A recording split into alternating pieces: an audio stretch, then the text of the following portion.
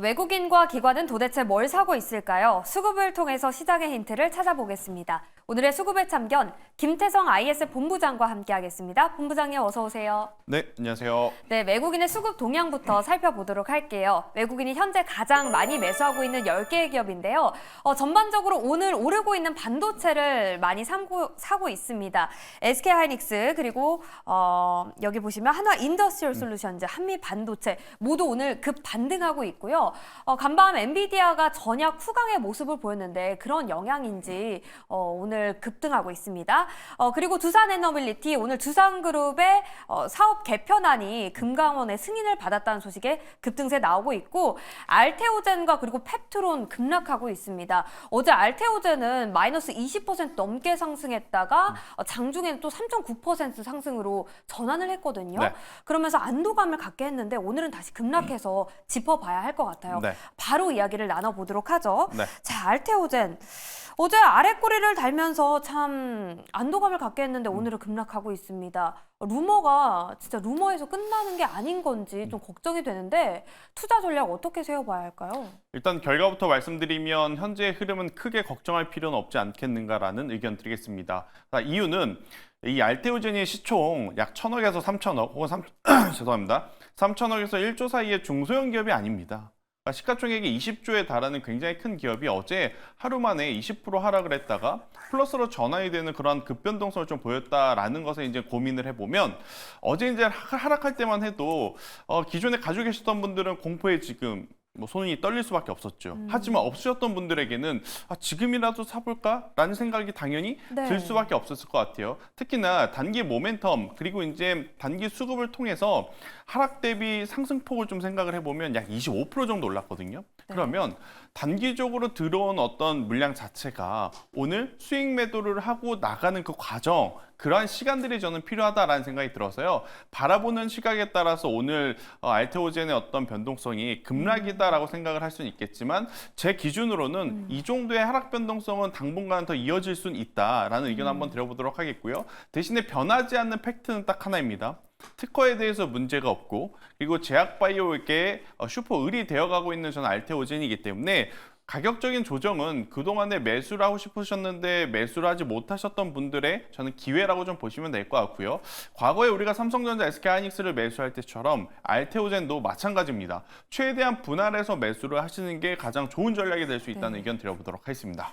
네, 하락 변동성이 당분간 이어질 수는 있지만 펀더멘털이 견고하기 때문에 오히려 매수 기회다 이렇게 말씀을 해주셨습니다. 관심 있게 지켜보도록 하고 또 다른 바이오 기업 펩트론 볼게요. 네. 오늘 20% 넘게 급락을 하더라고요.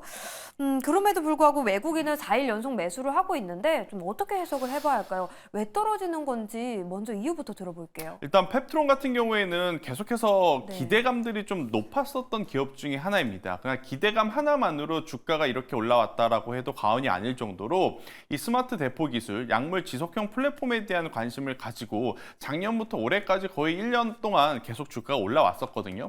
그럼 여기에서 방점을 찍어줘야 되는 부분은 뭐냐면 글로벌 빅파마들과 자꾸 검토만 하는 것이 아니라 에로, 그러니까 라이센스 아웃에 대한 이야기를 해줘야 됩니다. 하지만 그런 것이 없는 상황이다 보니 펩트론을 바라보는 시각이 부정적으로 바뀔 수밖에 없다라는 생각이 들고 있고 펩트론이 약할 때 최근에 보면 인벤티지 랩이라든지 D&D 파마텍이라든지 그러니까 후순위로 밀렸던 기업들이 오히려 상승하는 날들도 굉장히 많았었어요. 그런 것을 종합적으로 저는 검토해 봤었을 때 지금 펩트론에 투자하시는 분들은 기다렸던 에로가 이번에도 역시 늦어지는구나 이렇게 되면 기술에 대한 확신이 아니라 불신이 생길 수밖에 없는 거죠. 그러다 보니 이제 주가의 조정이 좀 빠르게 나타나고 있다라고 좀 생각이 들고 있고 또 이제 주가의 조정이 아무런 이유 없이 요새 나타나면 많은 투자자분들 머릿속에 유상증자라는 단어가 지금 자리를 잡고 있는 것 같아요. 지금 펩트론도 마찬가지인 것 같습니다. 그래서 투매가 투매를 부르는 그런 현상들이 좀 지속이 되고 있어서 저는 우선 펩트론 여기서 라이센스 아웃이 나온다 하더라도 먼저 선반영이 되어 올라온 주가가 있기 때문에 굉장히 강한 시세를 좀 내기에는 역부족일 가능성이 높기에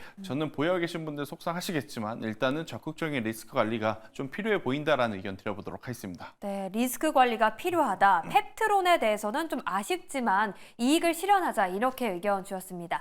자, 그렇다면 외국인의 순매수 기업 중에서 본부장님의 탑픽을 하나 꼽아볼게요. 어떤 기업일까요? 저는 오늘 두산 에너빌리티를 계속 좀 말씀드리고 네. 싶은데요. 본업도 잘하고 있고요. 본업 외에 플러스 알파적인 부분도 지금 굉장히 핫한 이슈가 되고 있기 때문에 두산 에너빌리티를 여러분들이 꼭 한번 보셨으면 좋겠다 이렇게 생각이 네. 들고 있고, 그러니까 여러 가지 반도체에 대한 이야기, 바이오에 대한 이야기, 2차 전지에 대한 이야기, 하루가 다르게 하루는 좋고 하루는 나쁘고 이런 변동성이 많지 않습니까?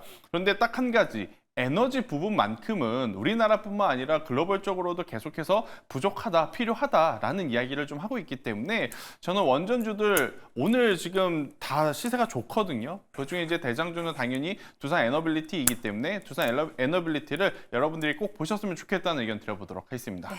두산 에너빌리티 계속해서 지켜보자 이렇게 정리해보겠습니다. 자, 계속해서 기관의 순매수 기업들도 살펴보시죠. 어떤 기업들을 가장 많이 매수하고 있을까요? 일단은 삼성전자를 사고 있네요. 그 밖에 또 2차 전지에 대한 매수세가 강하게 들어오고 있습니다. 오늘 2차 전지주 전반적으로 상승하고 있는데 기관이 좀 대거 매수하고 있는 흐름이고, 그리고 배당에 대한 기대감일지 통신주에 대한 매수도 연속적으로 지속하는 모습을 보이고 있습니다.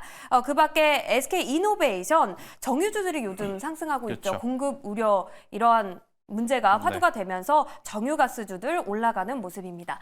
자, 이 중에서 가장 먼저 짚어볼 쪽은요. 일단 2차 전지 먼저 살펴볼까요? 전반적으로 오늘 대거 담고 있습니다. 상승 모멘텀이 뭘까요? 2차 전지. 일단 이번 주 들어오면서 의외로 새로운 뉴스는 없었는데 바닥 대비 좀 빠르게 반등을 주고 있는 쪽이 2차 전지가 아닌가 싶어요. 네. 오늘도 포스코홀딩스, 포스코퓨처, LG화학 이 기업들이 지금 기관 순매수 상위에 있고, 최근에 에코프로비엠, 에코프로도 아마 여러분들 많이 보셨을 것 같다는 생각이 들거든요. 일단 첫 번째로는 탄산 리튬의 가격이 조금이나마 지금 회복하고 있다는 게 가장 중요한 포인트다라고 좀 보여지고 있고, 두 번째는 아이러니하게도 지금 여러 가지 캐즘에 대한 수요에 대한 어떤 고민, 그리고 이제 IRA 법안에 대한 고민, 그리고 이제 경쟁 심화에 대한 고민, 이러한 부분들이 살아남을 수 있을 확률이 높은 기업에 오히려 수급이 더 몰리는 현상들이 나타나지 않나라는 생각이 듭니다. 오늘 우리나라 시장 전에 유럽에서 들려온 이야기 중에 안 좋았던 뉴스도 있었어요. 스웨덴의 노스볼트 같은 경우에는 파산 신청을 했거든요. 배터리를 만드는 기업인데, 네. 자, 그러면 해당 산업 전체의 투심이 위축이 되는 거 아니야 라고 생각을 했지만 시장은 냉정한 것 같습니다. 그래, 망할 기업은 망하고 살 기업은 살아남을 수 있겠다라는 그런 생각들이 있는 것 같아요. 그래서 굉장히 또 견고한 어떤 수주라든지 견고한 실적을 좀 낼 수 있는 기업의 수급이 조금은 더 보태지는 그런 현상들이 나타나면서 2차 전지들의 반등이 좀 나타나고 있는데, 네. 모든 기업들을 지금 다 보시기보다는 네. 확률적으로 지금 매출의 개선세가 빠른 쪽에 집중을 하시는 것이 어떨까라는 의견. 그렇다면 포스코홀딩스와 네. LG 에너지 솔루션을 저는 먼저 보시는 게 맞지 않나라는 의견 드리겠습니다. 아, 네, 알겠습니다. 2차 전지 기업 중에서는 포스코홀딩스 그리고 LG 에너지 솔루션을 관심 있게 지켜보시면 좋을 것 같고요. 자, 다음으로 살펴볼 기업은 요즘 좀 이야기가 안 나오는 것 같았던 하나 에어로스페이스 볼게요. 막 상승 가도를 달리다가 눌렸거든요. 그런데 오늘 급등하고 있습니다. 네.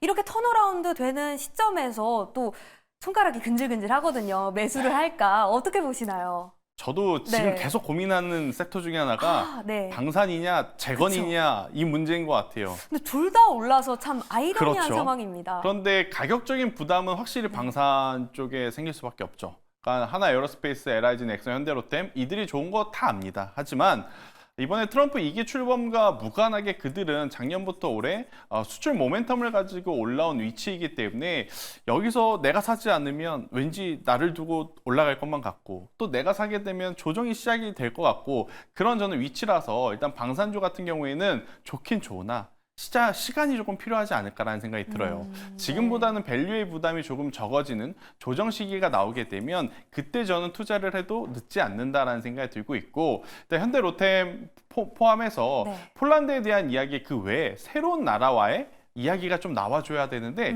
그게 조금 부족한 것이 조금 아쉽다. 네. 그리고 이제 트럼프의 어떤 시계열상 종전에 대한 이야기를 조금 더 강하게 할 수밖에 없지 않겠는가라는 생각이 들어서요. 저는 방산 좋긴 하지만 일단 타이밍 쪽으로는 재건을 먼저 본 다음에 가도 늦지 않겠다라는 의견 드려보도록 하겠습니다. 네, 알겠습니다.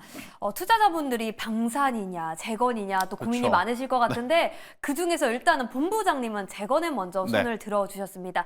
방산 섹터가 안 좋다는 건 아니고요. 그쵸. 좋지만 일단 재건 쪽을 먼저 보자. 네. 이렇게 정리를 해보겠습니다.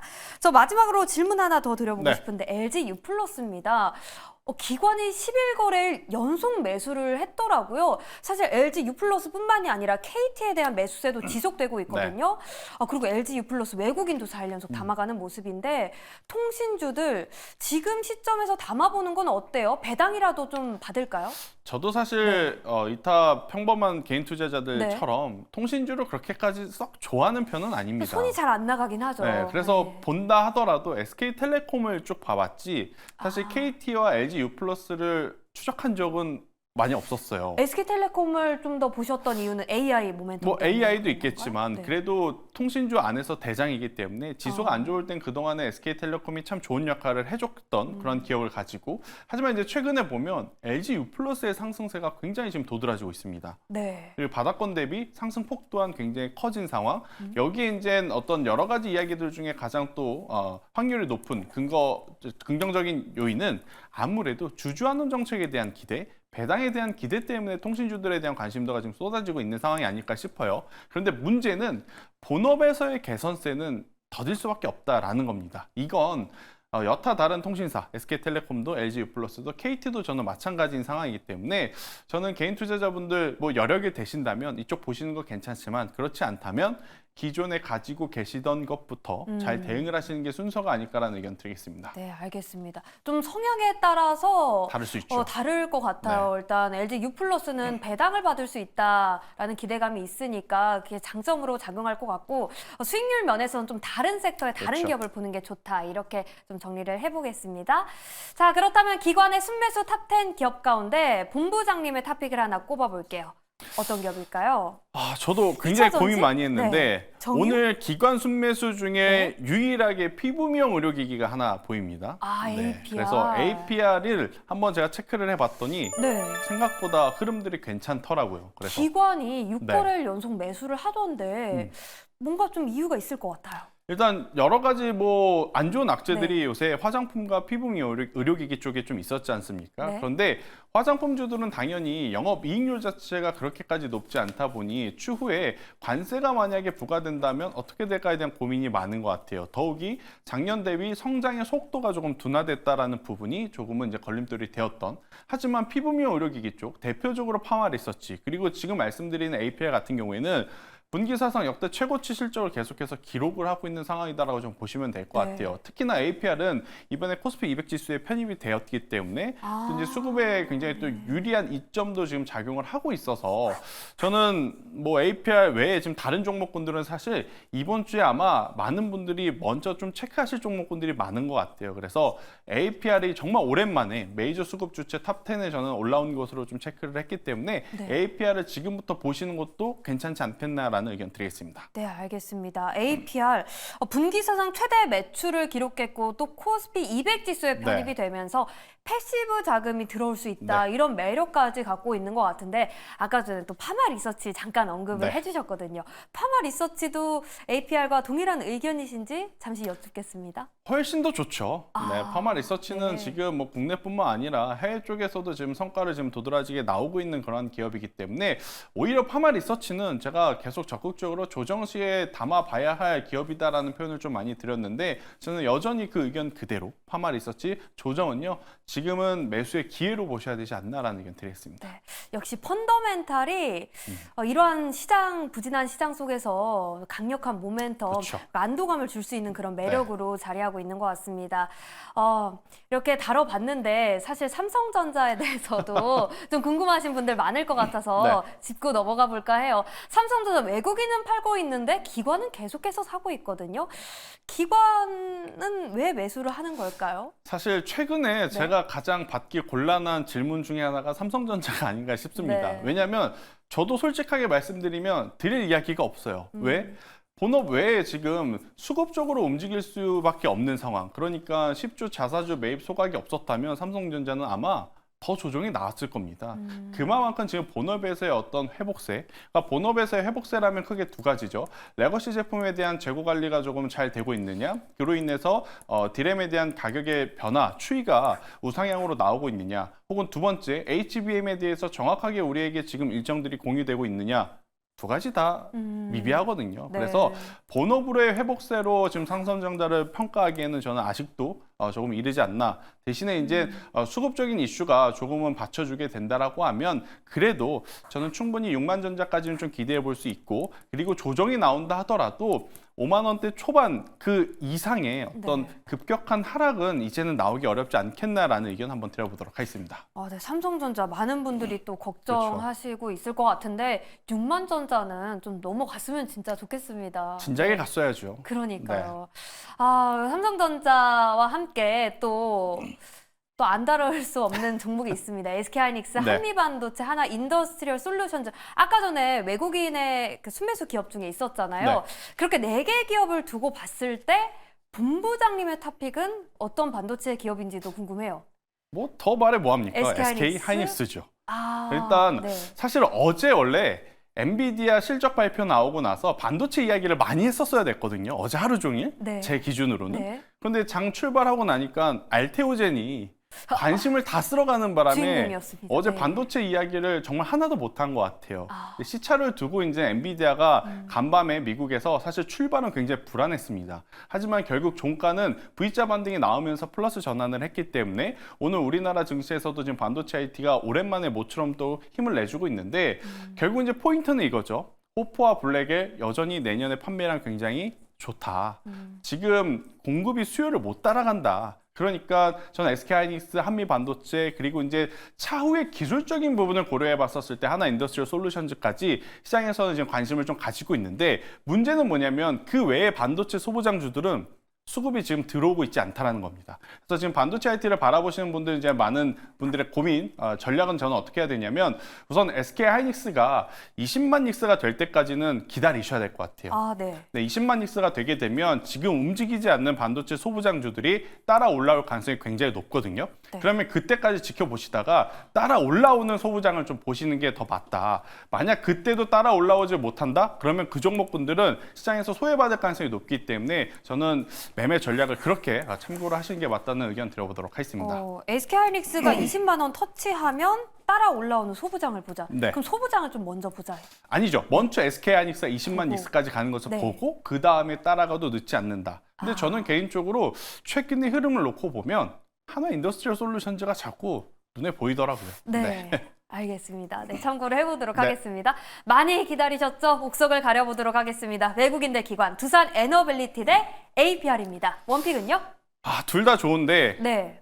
둘 다 너무 좋습니다. 그런데 일단 굳이 하나를 뽑자면 네. 두산 에너빌리티 쪽이 조금은 더 강세를 보일 가능성이 높다. 그러니까 네. 정부 차원에서 글로벌적인 산업 차원에서 지금 원전은 선택이 아닌 필수이기 때문에 두산 에너빌리티를 보시는 게 맞다는 생각이 들고 있고요. 현재 구간에서 2만 원이라는 가격대를 저는 손절 라인을 잡아드릴 수 있을 것 같고요. 추가적으로 상승 시에는 올해 이제 고점은 충분히 넘어가는 목표가 3만 원을 제시드려 보도록 하겠습니다. 네, 오늘 원픽 기업은 두산 에너빌리티입니다. 가격 전략 참고해 주셔서 성공 투자하시길 바라겠습니다. 김태성 본부장과 함께했습니다. 오늘 말씀 고맙습니다.